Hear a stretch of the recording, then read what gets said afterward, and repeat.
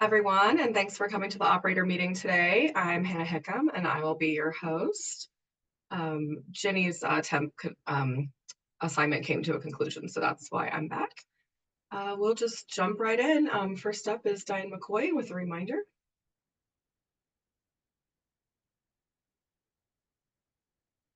Oh, goodness. I think you're muted. Oh, okay. Great. We'll come back to you in just a minute. You probably want to call in. That would give you some sound. The next one is from Terry Eichenoy. She messaged me this morning and let me know that she would not be able to come to the meeting today.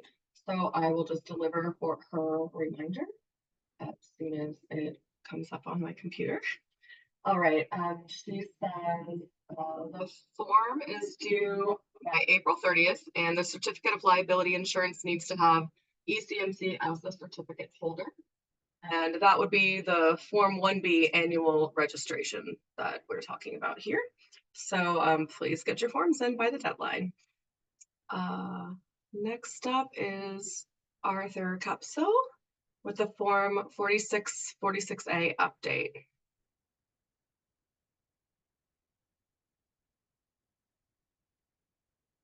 Oh, you know what? It's my fault that you can't talk. Just give me 1 second, and then Diane will come straight back to you.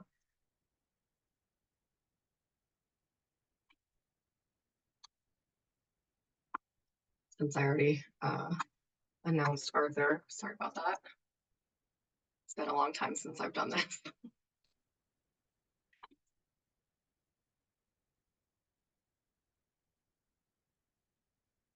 Arthur, can you unmute yourself?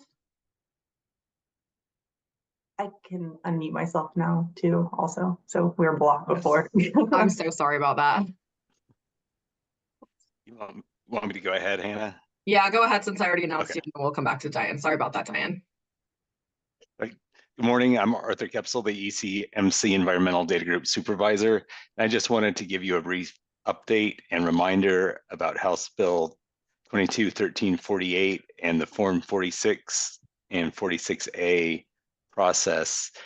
Just as a reminder, House Bill 22-1348 was passed in 2022 and went into effect in July 31st of 2023. This requires all chemical products and ingredients used in downhole production operations to be disclosed to the ECMC. The chemical constituents used to make up the chemical product will be submitted by the chemical manufacturer, and operators will report all chemical products used in downhole operations on a location-by-location basis. And for the purpose of implementing this rule, downhole production operations means hydraulic fracturing. The chemical information received from the manufacturer and operator will be aggregated into a chemical disclosure list and stored by location ID where the information can be viewed by the public. In addition, the chemical disclosure list will be provided to the operator to distribute to the public as required within the legislation. The ECMC is implementing HB 22-1348 through two forms to gather the required information. The first of the forms is the Form 46, which is a chemical product registration form. This is to be completed by the chemical manufacturers or their designee. This form has been completed and has been live since December of 2023. The second form, the 46A, chemical product use form, was beta tested. It would seem to go pretty well, except for one issue, and that is the amount of chemical products registered by manufacturers and or suppliers. The Form 46 is live, and since its release, the ECMC has received 11 chemical products that have been reported to us. And these products all came from one entity. And as a reminder, it is the operator's responsibility to ensure that chemical products that are being used for hydraulic fracturing on their locations are being reported by the manufacturer or supplier so that the operator can timely and accurately report the chemical usage. The ECMC staff cannot compel manufacturers to comply directly, but we can determine if operators are in compliance with House Bill 22-1348. Operators are responsible for reporting these products that are used on their oil and gas locations. And I have a couple other reminders about this, and there is a continuing issue where I've talked to manufacturers and they like to try to cite Rule 208, which is our chemical disclosure rule, and the Form 41 trade secret claim of entitlement, stating that a product does not need to be disclosed because of the manufacturer has an approved 41. And this is simply not the case. Rule 208 has no bearing on the Form 46 and 46A process. House Bill 22-1348 clearly states that all chemical constituents will be reported, and there is not an allowance for chemical manufacturers to keep the chemical constituents in reported products a trade secret, only the exact formulations and quantities. And one other question I've received quite often is who is responsible for the submission of a Form 46? In particular, if a supplier is purchasing the product from a manufacturer and rebranding it under their own label, and the ECMC cannot make this business decision between the two parties, but I would suggest that it gets reported under something, under the name that operators will recognize. And also, I know this has been slow rolling this out, but we are currently trying to write a guidance document for complying with House Bill 22-1348 and completing the Form 46 and 46A. And at this time, I am planning to release both the Form 46A and the guidance concurrently. And I'm not quite sure exactly when that's going to be. Hopefully it'll be very soon. And we will announce that at an operator meeting when that has been released. And that is my announcement for today. Thank you. Great, thank you, Arthur. I'm back to Diane, and Diane, I apologize for that. That's a reminder of the Form 6B. No worries. Yeah, just a very quick reminder that the Form 6B is due by March 31st. It's the annual report of out-of-service wells. And so the operator will document the progress they've made on their out-of-service well list and plugging with those wells or removal of surface equipment and other criteria that are outlined in rule. Nick McFarland presented on the Form 6B at last month's operator meeting. Those slides are up on the website, but you can always email and reach out to us if you have any difficulties with the new form. I just want to remind operators that that due date is quickly approaching the end of March. Great, thank you, Diane. Next up, we have Alex Axe with updated guidance documents.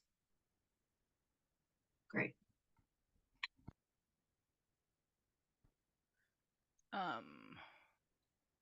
You have that slide I gave you, I linked you to, or?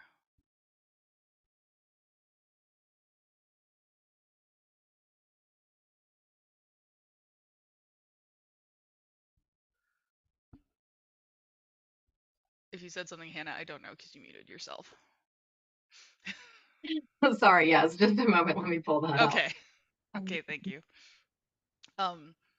But I will introduce myself again. Hi, everybody. You may remember me from such hits as the permitting group. Go to the previous slide on that. Sorry. Okay. Yeah, there. Oh no, sorry. The next one. Yeah. I am now the technical document specialist for ECMC. So I'm going to be working on updating guidance documents, and part of that is I'm going to be giving y'all a list every month of what new or updated documents have been put on the site, just so that you know. So as of today, there are 10 documents on the site that have either been that are either new or updated, which now looking at it, I realize I should have separated those into new versus updated, but we're figuring this out as we go. And so it's basically, most of them are Form 2 related or permitting form related. So we've got a couple of attachments, guidances, the well location plat, the open hole logging exception letter. And then I will draw your attention to the lost hole rig skid, the unplanned sidetrack while drilling, and confidentiality of well records guidance. All of those have been updated quite a bit. I believe the Rule 431B, I think that is entirely new.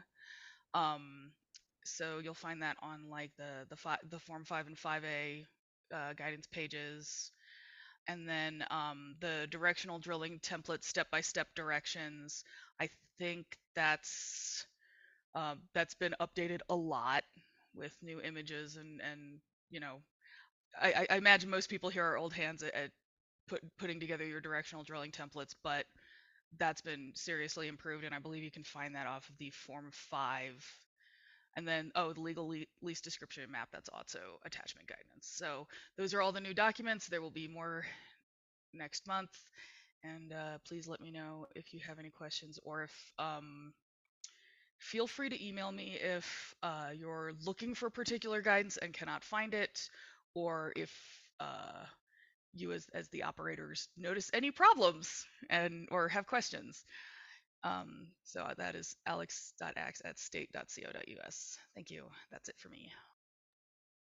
Great, thank you, Alex. And I'll drop the email in the chat in just a moment. Next up is Chris Eisinger. And Chris, are you going to share your own screen? I am, yes, Hannah. Just give me one moment to make that transition.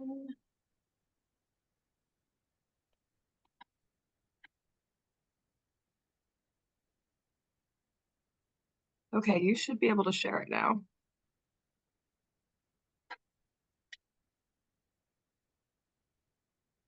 Okay, hopefully everybody can see my screen, and let me put it into a slideshow view. Okay, my name is Chris Eisinger, and I am the Information Applied Technology Manager here at the Energy and Carbon Management Commission. I am going to talk to you about the Form 47, which we released a few weeks ago. This is the second half of House Bill 20. Let me get this out of the way here. It's House Bill 23, and I'm sorry, I don't have the number in front of me, that involves the reporting of produced water information.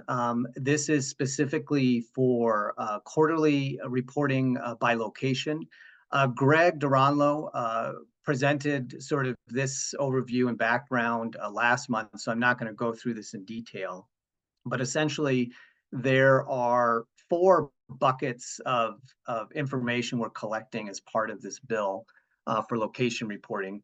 And that would be all of the produced water coming from the wells, the fresh water coming from the wells, coming on site, and then recycle and reused produced water coming and going. And then finally, how you dispose of that water. And the Form 47 and the template are going to reflect those 4 buckets of information. The timeline, as outlined in the legislation, says that 45 days after the end of the prior quarter that you will be required to report this data. Because we were slower in finishing the Form 47, and we only made it available the last week of February. The Q4 information for 2023, which would be the first quarter for which you'll be required to provide this location data, it should be submitted by the end of this month. We think that that's very reasonable. And if you have any questions about that, please reach out to staff. So the Form 47 is built in the new electronic form platform application. Again, this is for quarterly. It's quarterly reporting by location. It's very similar in concept to the reporting by month on the modified Form 7, but it aggregates the information at a different time and spatial scale. This Form 47 is available in the new eForms application. You do need credentials to log into and access forms. These are the same credentials that you would use for web forms. And you will see that once you log in, you select starting a new form, and then you will see a list of all the forms available in the new eForm application. The form 47 should be at the bottom. You click on File Online, and then that will start a new form. The form is organized fairly simply with three main sections. The contact information is the first.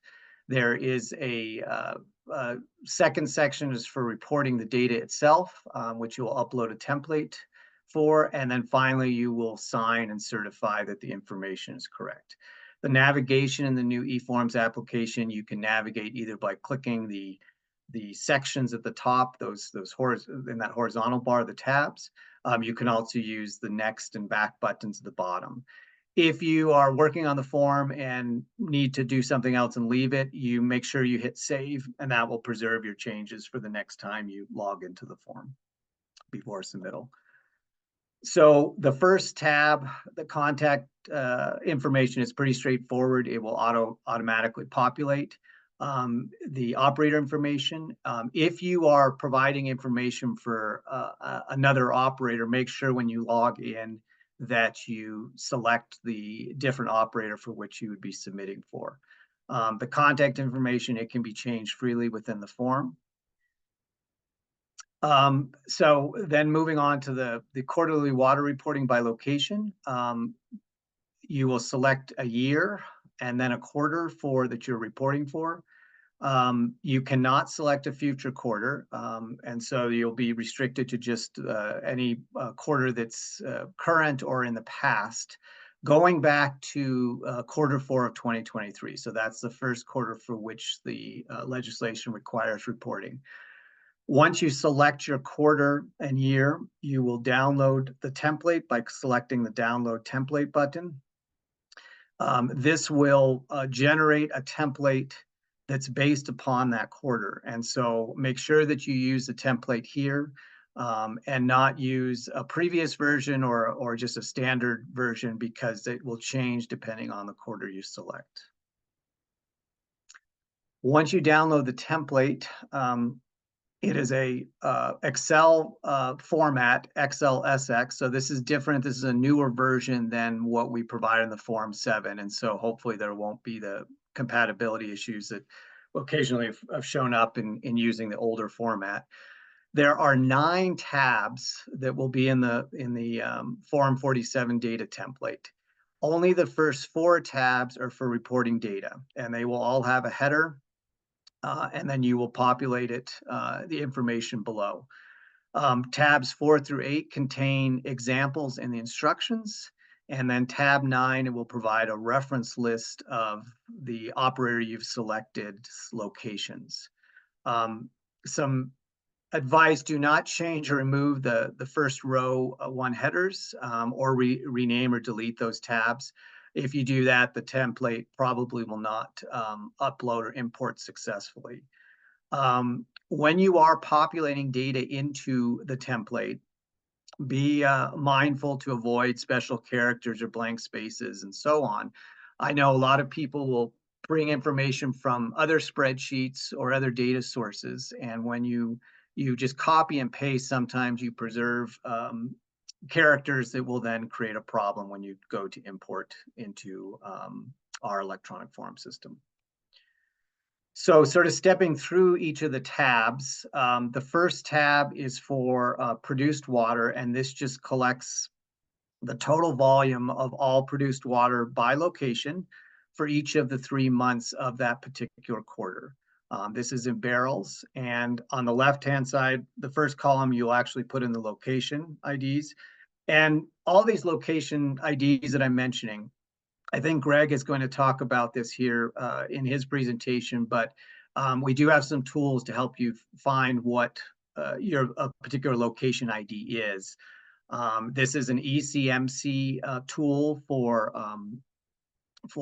recognizing and organizing locations. I think most people are familiar with it, but if not, like I said, Greg is going to talk about that. So you'll provide the volumes by location. Here it's pretty straightforward in each month.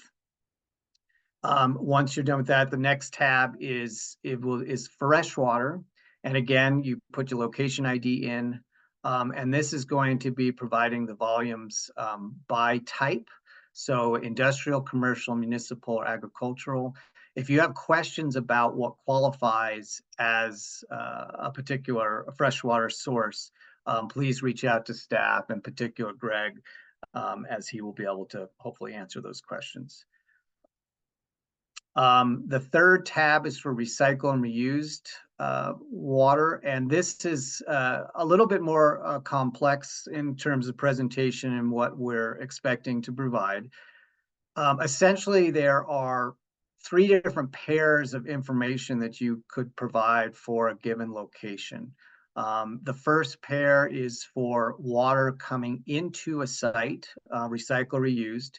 And the source of the water can be the actual site itself, or it can be a separate, another site. And so anytime you put in a volume in the blue columns on the screen, you also need to indicate a location from which the water is coming from or going to. The second pair is for the outgoing water. So if your recycle reused water is going off location, you would indicate it here. And then finally, the last pair is if it's going to another operator. And in this case, you would indicate the operator number as opposed to an actual location.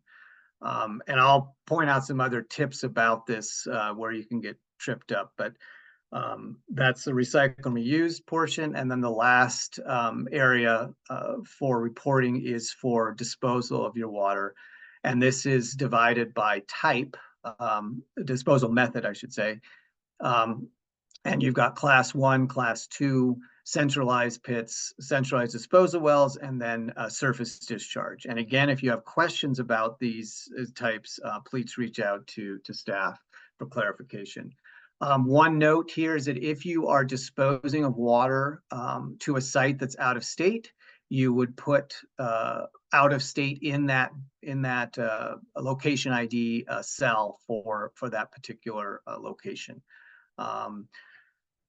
And again, with the surface location, and for surface location, you actually will put the name of the state that it's going to as opposed to out of state. Then finally, the last tab on the template is for reference locations. And this is essentially just a list of the locations in our database for the particular operator. And this can be used as guidance as to, indication of all your locations. If you choose not to use this, you do not have to use this information. It is just there for reference. I will say that there are situations where our location information is not complete or accurate.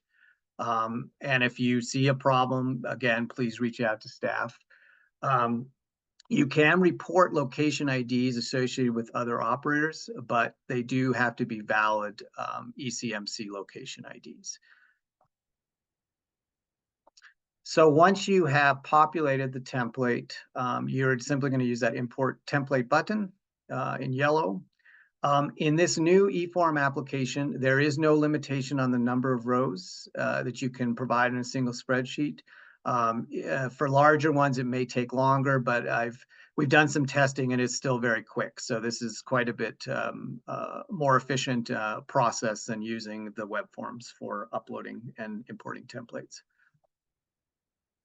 Once you have imported your template, if it's successful, you'll get a green box and message that says success, and then you will see the information that you've imported on the template in the actual electronic form, divided into the 4 different tabs, just like on the template. And you can filter through these and toggle them on and off by clicking each of the sections here to look at the data.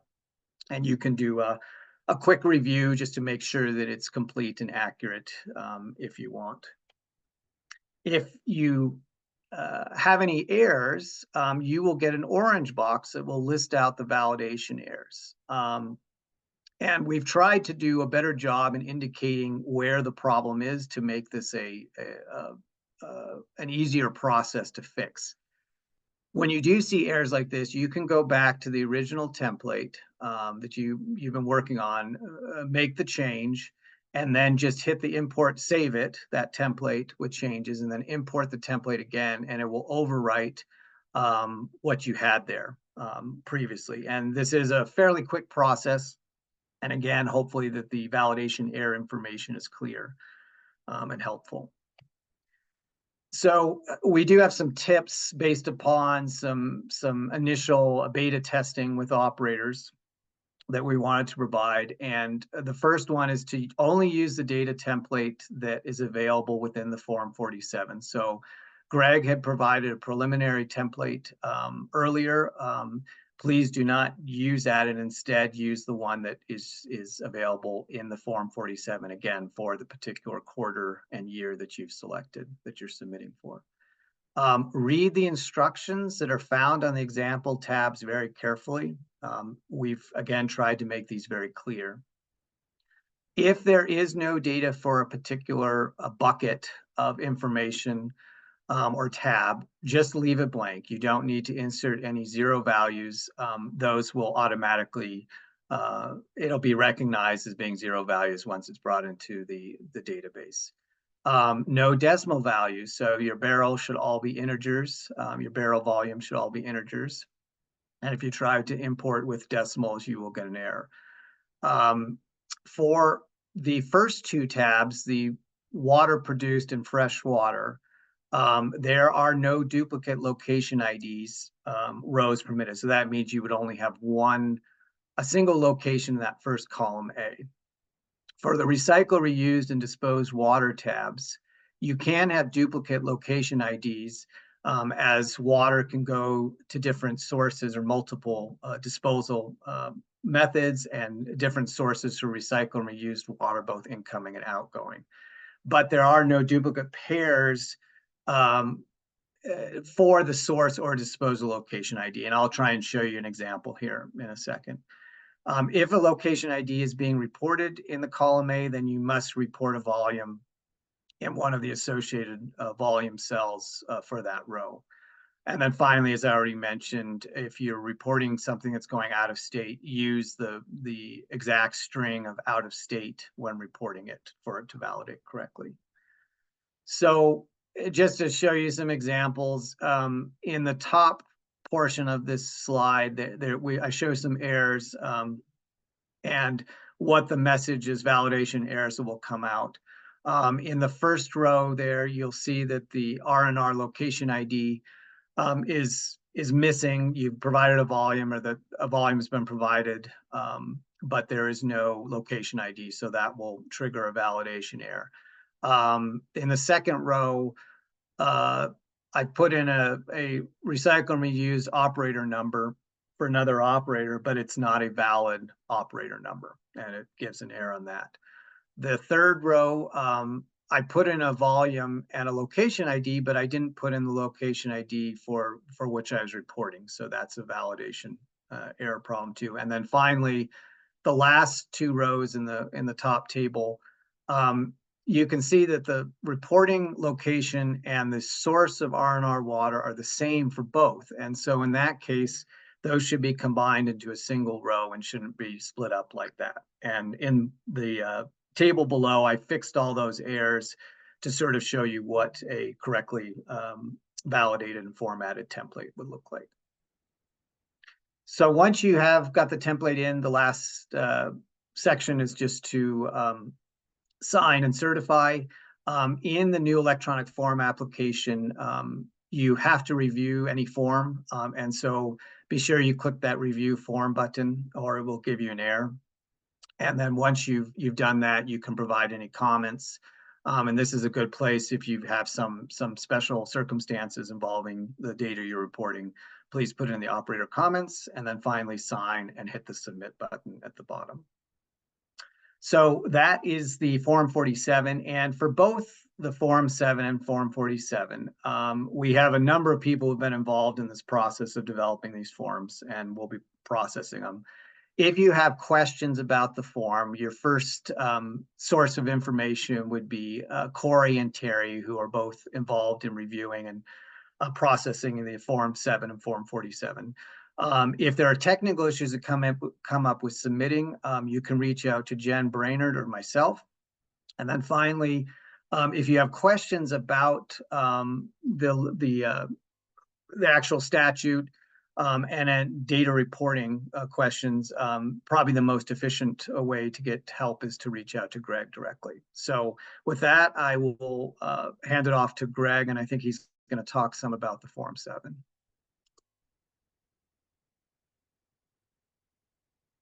Yeah, thank you very much, Chris.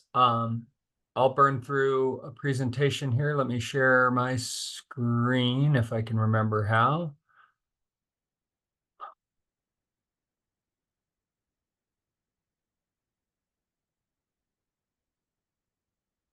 Good morning, everyone. I'm Greg Duranlo. I'm the Environmental Unit Manager here at ECMC, and just wanted to provide some updates to the presentation that I gave it last September. So this is essentially the exact same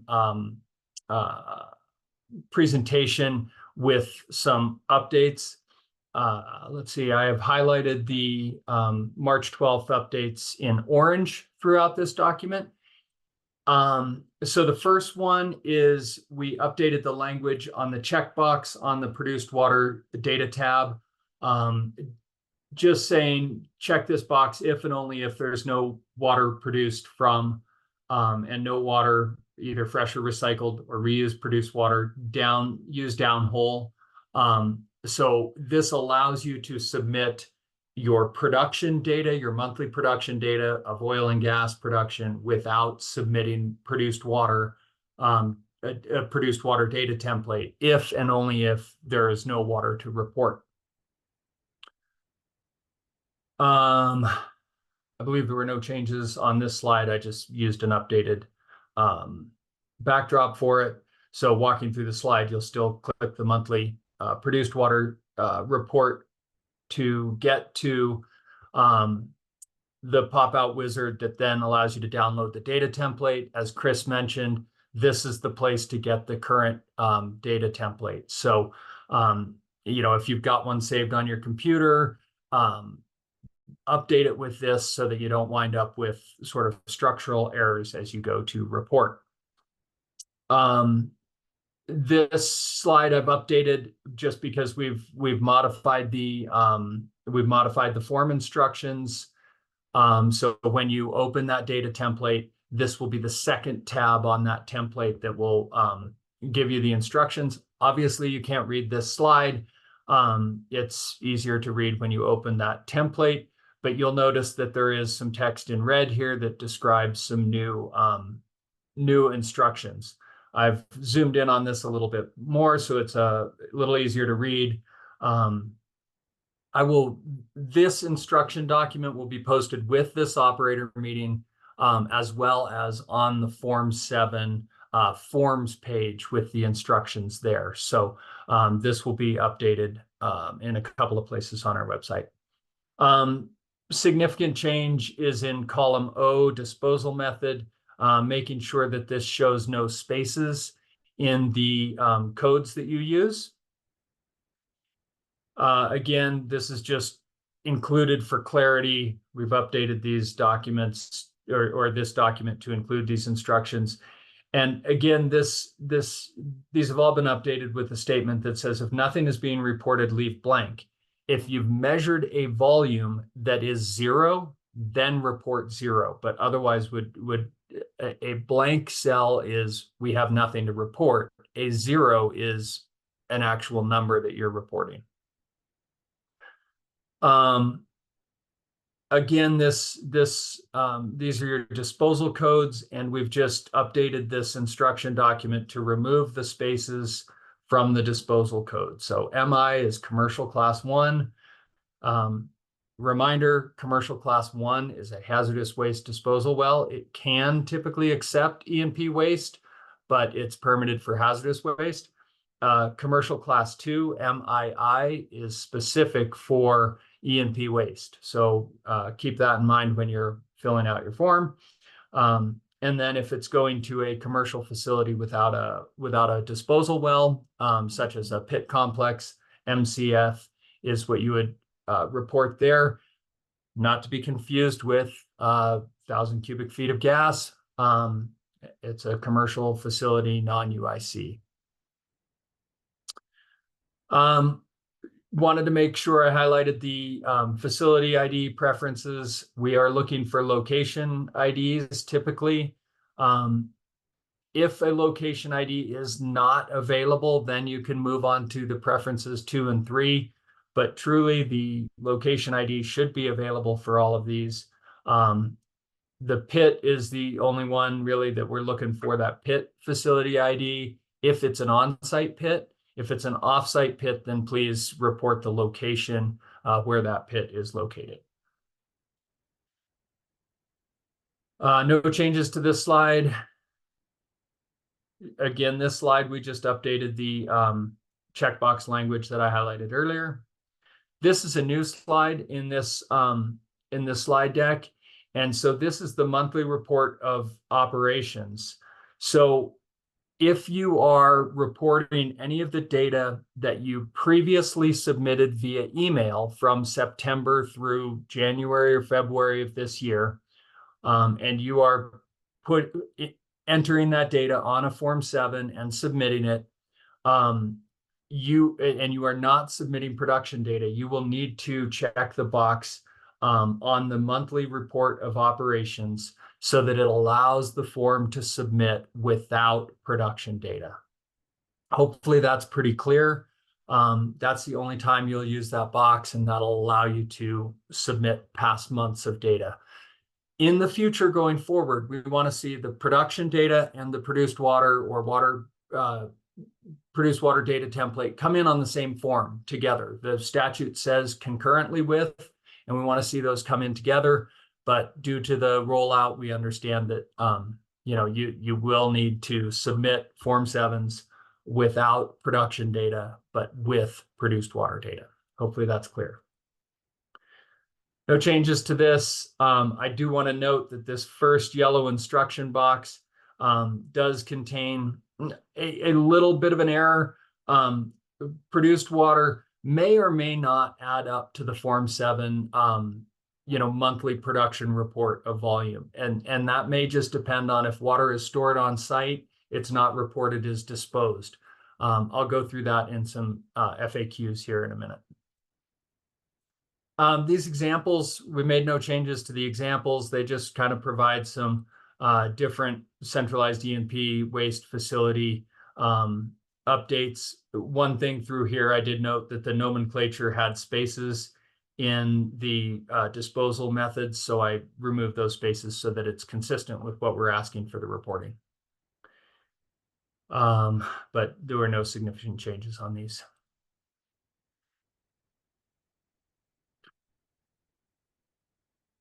Okay, so I've added several slides with frequently asked questions. I'll go through these very quickly. Again, this will be posted, so you'll be able to read these. We're receiving questions now on this presentation, so we'll cover those as well. We've definitely had some problems with the produced water template not uploading, and the first try for that is to download a new template right off the form and copy in your data, paste it without formatting, make sure that your columns line up, and try to submit it again. That's worked for in a lot of cases. Other errors that we've had are blank rows in the form, a non-numeric month in column B. If you have spaces still in your disposal codes from earlier instructions, those will cause the form to not submit. The certification columns S through V are left blank. That will throw a wrench in it. If you have formulas or live links to other spreadsheets or external databases, then that will throw an error, and you won't be able to upload that form. So you need to make sure that you paste those in as values, not as not as the formulas. If you have more than 1,000 rows on one produced water data template, then that will throw an error as well. So if you have 3,700 wells to report, you will need 4 produced water data templates to upload. because otherwise what happens is our system just times out. It could probably take more than 1,000 rows, but it times out. Where can I find the most up-to-date produced water data template? Again, the best practice is to get it right from the form, but we also do have a template on the forms page for the Form 7. This I kind of alluded to earlier. Will the produced water disposed always match the produced water reported on the monthly report of operations? Not necessarily. If you are kind of disposing of your water in real time, then yes, it likely will. But if the water is stored on location for several months, then it will not. And I've got an example here with a 50 barrel a month producer. Every 3 months, we dispose of 150 barrels. And so, you know, two out of 3 months will show no water disposal on the produced water data template. And then the third month will show 150 barrels, even though the production report will show 50, 50, 50. Next, if we don't have fresh water or recycled water used downhole on the produced water data report, do we need to include that well in the produced water data report?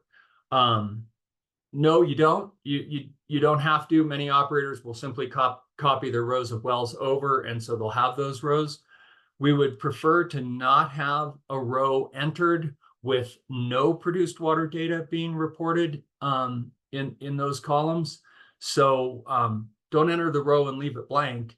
But if you don't necessarily have to have data entered in every cell. Hopefully that's clear.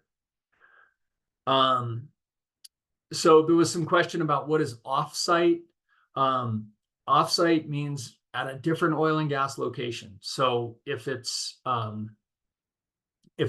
centralized disposal well that you have, that's your own well, even if it's on the same lease, even if it's in the same unit, it's still, if it's on a different oil and gas location, it is offsite. And water doesn't have to be removed from a unit to be offsite. Disposal in pits, if it goes to pits, if it's a pit on site, then you can report that pit facility number, and I would report the first in the series. If otherwise, if it's offsite to a centralized E&P waste management facility or a older pit complex where there's multiple pits, just use the location ID where the pits are cited for the reporting. These might be kind of obvious. Delete columns, no. Leave rows blank, no. And then do break the report up into 1,000 rows or less. Let's see. So this was a little bit of a challenging question. So a workover team. So this is like a reentry for replugging wells.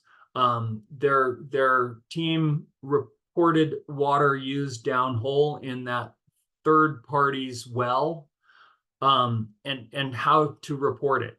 If that third party is a viable operator, they should report the use of that water in their well. Otherwise, if there's no viable operator, the water won't show up on the monthly report, but it actually will get accounted for typically in the quarterly location report, I would expect, because if it is sourced from from the plugging operator's locations, then it will get reported there. And then we do get a lot of questions about where to find the Form 7W. I just want to remind folks the Form 7W is just a nomenclature. It's really part of the Form 7 monthly report of operations. It is a tab and a data report on the Form 7, and it should be submitted concurrently with the production operation. It will be, you'll be able to submit it independently to correct the reports that have been submitted in the past via email, or to submit the reports that have been submitted in the past via email. And so how do you find the location ID? Chris alluded to this question. It comes up a lot. There are several ways, and it depends on what information that you have. If you have a 6-digit location ID, just use it. I know that sounds simple, but in some cases, we were actually getting asked, where do I find the location ID for this location? And we were being given a location ID in that question. If you know the geography, hey, it's in the southeast of section 16, township 6 north, 92 west, then you can use the map and find the location ID. And I'll go through an example of that. If you know a facility number, like you've been given a UIC disposal facility ID, then you can use our COGIS facility inquiry and find the related location number. If you know the API number of the disposal well, then you can use the facility inquiry. If you know the disposal location name, then you should be able to use the facility inquiry. If you don't know any of the above, call the disposal site. They should know at least their API number, but they should know other information as well. So here's an example using the map. So when you go to the COGCC GIS Online Interactive Map, or ECMC GIS Online Interactive Map, use the well status label to find, for example, the wells that have this diamond around them, which are injection wells. Turn on the location layer, which will turn on the dot around the well, and then turn on the location number layer, which will show you the location number. In this example, I clicked on the well to highlight it, or I clicked on the location to highlight it to make sure that I'm using the right location, or the right location ID, because see, there's a second well that is kind of on the physical location, but it has a separate location. That well is shut in. They're injecting into this well. I would use this location ID 311343. If there are multiple wells, for example, related to a UIC facility, and they have multiple locations, you can always default to whichever location appears to have the tank battery. You, as the operator, are relieved of custody of your waste when you deliver it to the disposal facility, and you make that delivery to the tank battery, not to the well itself. The disposal company may put it down one of 3 different wells, and you don't necessarily know or control that action.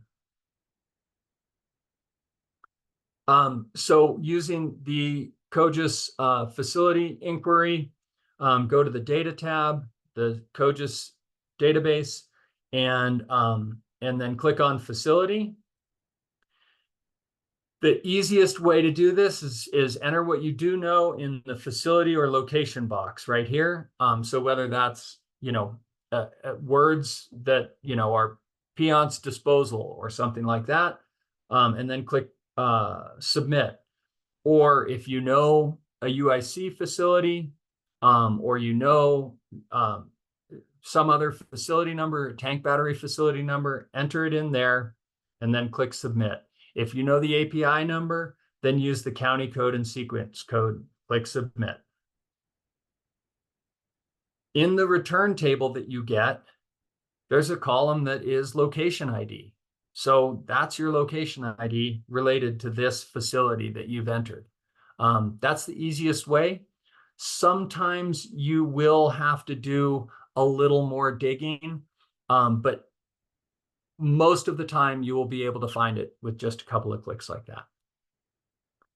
And I didn't update this obviously because it still references the September 2023 presentation, but that's all I've got, and I'm sure questions came in. I'm gonna try and stop sharing my screen now.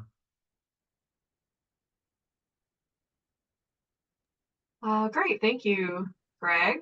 And yes, we've got plenty of questions, so we'll go ahead and get started on that. The very first Before we do, Hannah, I'm actually having trouble. Oh, okay, I got it. No worries. As the host, I can just steal it from you if I need Nice. to. And I'll just go ahead and share my screen back. All right, so the first question is, And Hannah, is before you go into questions and answers, can I make one other impromptu announcement? absolutely.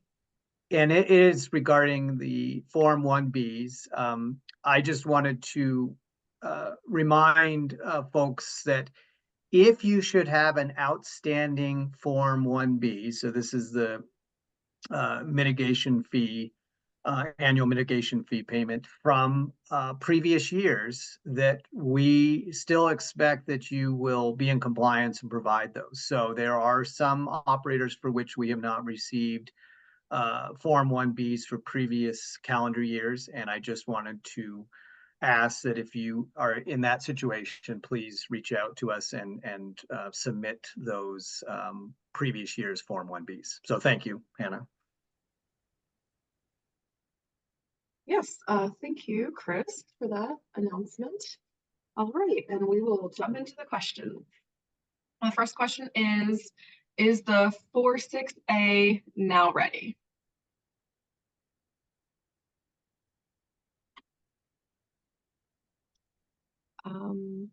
Just a second. The 46A, the chemical product use form, has not been released yet. It will be released once the guidance document has been completed. Both the Form 46A and the guidance document will be released concurrently. But I want to remind you again that even though the 46A has not been released, operators should be pushing their chemical manufacturers and suppliers to upload the chemical product information through the Form 46. And so the product so once the registration is done, the information will be available once the 46A has been released. Great, thank you, Arthur. The next question is, it would be helpful to understand what has changed in updating existing guidance documents.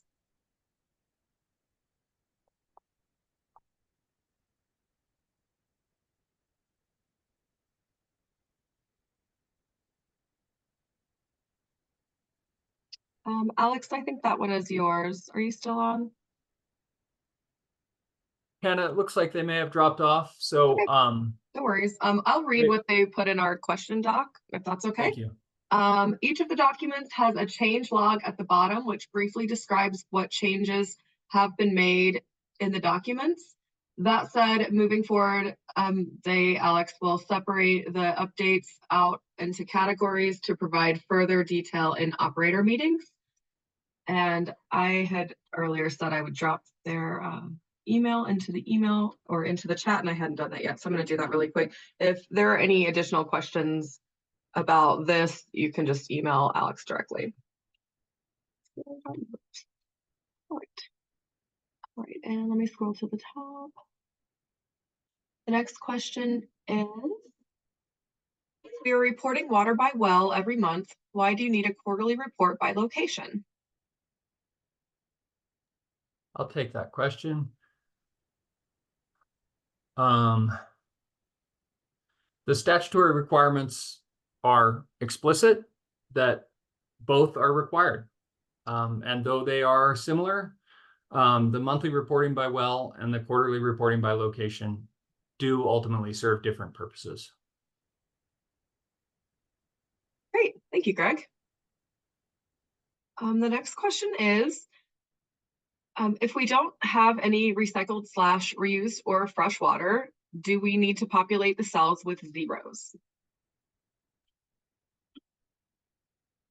And I'll answer that.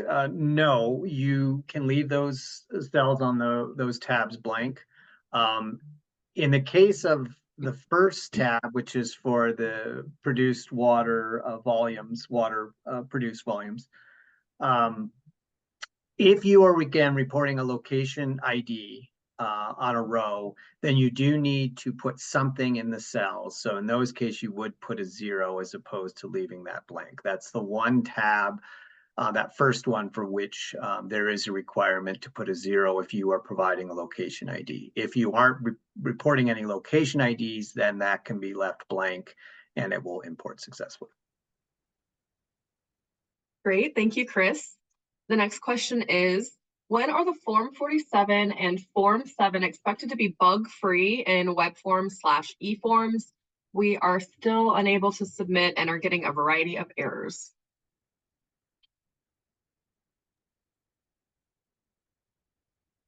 I mean, I'll just chime in. We've been working on continuous improvement with the forms. We recognize the rollout of the Form 7 process was glitchy. Right now, we believe both forms to be functioning as designed. If you do continue to encounter bugs, please reach out to staff, and Chris provided the contact information in his presentation as to what issues you're having, who you should reach out to.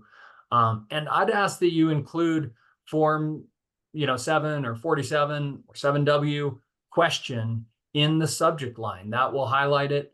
For me, I know I was with the email submittals of data, I was pretty much inundated with things that said Form 7W in the subject line, and it was hard for me to keep track of which ones had questions in them that actually needed answered before the individual could complete their data submittal. So that would help us. And I would just add to Greg's comment to say, yes, as he said, we recognize that there have been glitches in the process. Dealing with Excel spreadsheet templates and all the various permutations of information that people can provide and have it incorporated into our database successfully is a challenging task, but I think we have gotten to a point where we have worked out all of our validations. And in 9 out of 10 times, it is a quick fix to get your template working correctly. So as Greg said, if you have an issue at this point, please reach out to myself or Jen Brainerd, and we will try to get your situation resolved as quickly as possible. Thank you. Thanks, Greg. Thanks, Chris. And there was a follow-up to that one. Can you also please clarify if we need to submit previous months of data backdated to August 2023? So yes, we do need operators to submit the data that were sent by email, or even if you didn't send data by email, starting with concurrent with your production reporting in September. So whatever production you reported in September, you would include a produced water data summary, or you need to submit a produced water data summary for that month and going forward for each month thereafter. Great, thank you, Greg. And the next question is also for you. Greg, can you please verify and clarify that if we are sending water out of state, what do we need to put in the disposal location column? In that case, the disposal location column should be left blank. The Form 7 produced water data template does not have the out-of-state functionality that Chris described for the Form 47. So please leave that blank. You may be contacted by our staff to ask, hey, where was this going? But it'll be a quick conversation. Oh yeah, we sent that out of state. Great, thanks. We'll see if we want to update that functionality later on down the road, but for now, that's what we need. Great, thank you, Greg. The next question is, what would be the process if I have 3,700 well production to report, but only 600 with water produced? So you would only submit on the produced water data report those wells that are required to have data reported. So whether that was water production or water use downhole, those wells need to be reported on the produced water data report. So that might only have, you'd break up your Form 7 production reporting, but you could submit all of your produced water data report on one. They don't need to, to talk to each other on the form to have the same wells reported. You could break it up if your database said, I'm going to be submitting 4 monthly reports of production, and therefore you could submit break up the produced water data report as well in the same manner, but you don't have to. And I'm watching Chris nod, so I think I got that right. You did, yeah. The information that's provided on the monthly report of operations and the produced water data tab in the Form 7 are independent of each other. So there's not a dependency.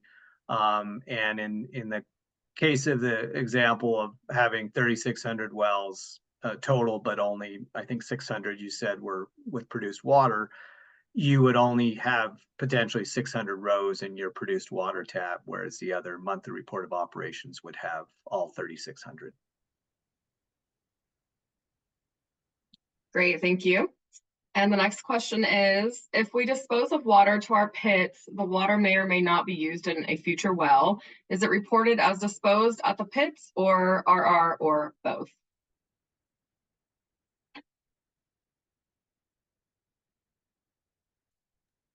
I'm muted. I would suggest that you report the most likely scenario. If your operations generally have 90% of your water that goes to that pit being disposed of, then report it as such. If you are in a scenario where you're reusing and recycling most of the water that's going to the pit, then report it as such. That's the advantage of having the quarterly reporting come later, is that can sort of be trued up on the quarterly reporting. But you can split the water and report some of it is disposed and some of it is reused. Yes, we are looking for the most accurate reporting possible, but we understand that in some cases you're not able to get it down to the brass tacks because of the storage in pits. Great, thanks, Greg. The next question is, I've been told that most ECMC employees are working from home and have been issued cell phones. If this is the case, then why doesn't anyone answer their phone? It's a pretty long question, so I'm just going to stop there. And I can, oh, go ahead, Greg, if you want to respond. Yeah, I mean, I will say that while we have cell phones,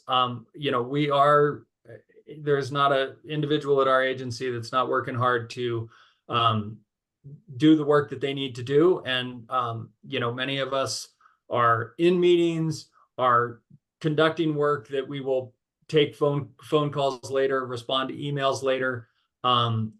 We have made an effort to respond to all the questions that we've received, but by no means do we have staff here sitting around waiting for the phone to ring.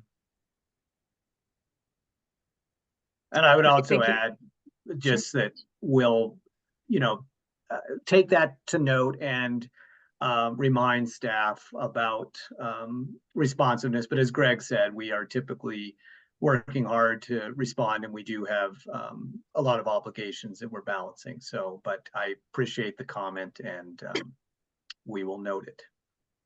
Thank you, guys.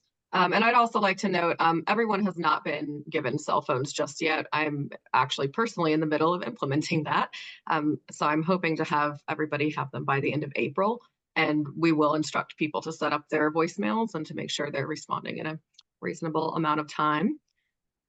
But for now, we're using this Jabber phone situation, and it's not the best, which is why we're pivoting into the cell phones. All right, with that, I think I've got one more message. Let me just check real quick. I think that's a follow-up, and Okay. maybe I was a little harsh in my response, and appreciate Chris's more tempered response there. Sure thing. Yes, everybody has obligations to meet. That's true, and it is a little push-pull. So, all right. If there's any specific situations, please just reach out to that person's supervisor. I think that's reasonable. All right. Let's see. Back to my slides. These are the following, or the next meeting dates, April 9th, May 14th, usually on the second Tuesday, unless there's something exciting happen, and then we'll have extra meetings as we need them. And then if you have any questions or need to be added to the operator email list, please email me at this email address here. Yep, spelled my name right. And I'll make sure to get back with you promptly or to add you to the operator email list promptly. And with that, thank you so much, everybody, for coming to the meeting today. I know there were a lot of questions, and thank you, everybody, for your questions as well. And we'll see you in April. Take care. Thank you.